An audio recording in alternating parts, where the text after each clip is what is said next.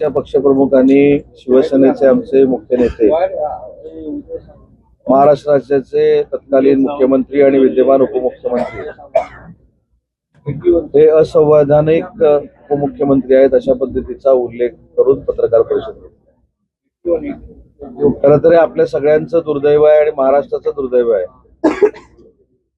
की माननीय एकनाथ शिंदे साहेब हे राज्याचे मुख्यमंत्री होते।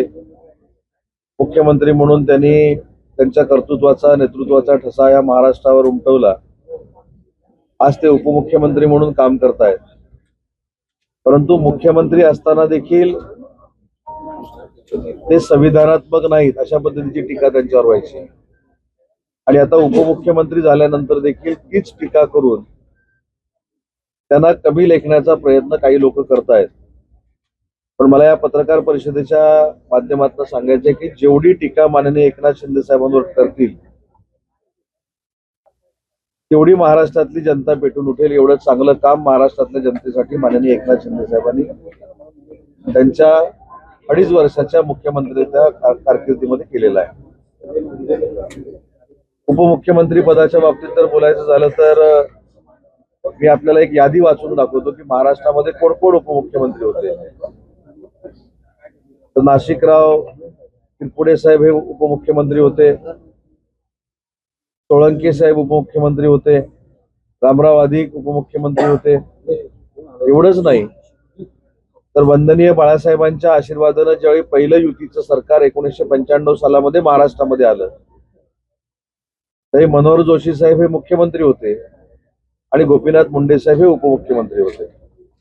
त्याच्यानंतर छगन भुजबळ उपमुख्यमंत्री होते, विजयसिंह मोहिते पाटील उपमुख्यमंत्री होते, आर पाटील उपमुख्यमंत्री होते, अजितदादा उपमुख्यमंत्री होते, देवेंद्रजी उपमुख्यमंत्री होते आणि आता एकनाथ शिंदे साहेब उपमुख्यमंत्री आहेत।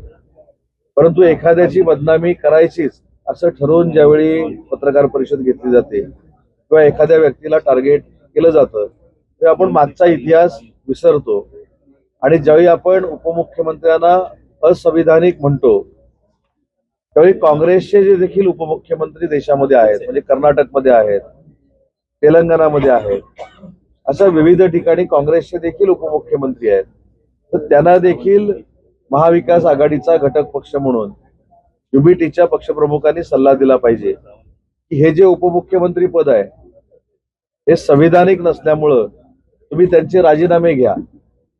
काँग्रेस सरकारमध्ये उपमुख्यमंत्री चालतात, मराठी भाषिकांवर ज्या ठिकाणी अन्याय होतोय, सीमा भागातल्या लोकांवर ज्या ठिकाणी अन्याय होतोय त्या काँग्रेस सरकारमधला उपमुख्यमंत्री चालतो, परंतु महाराष्ट्र राज्याचे लोकप्रिय उपमुख्यमंत्री आदरणीय एकनाथ शिंदे साहेब यांना चालत नाही। हे यांचं नाही, हे महाराष्ट्राचं दुर्दैव आहे।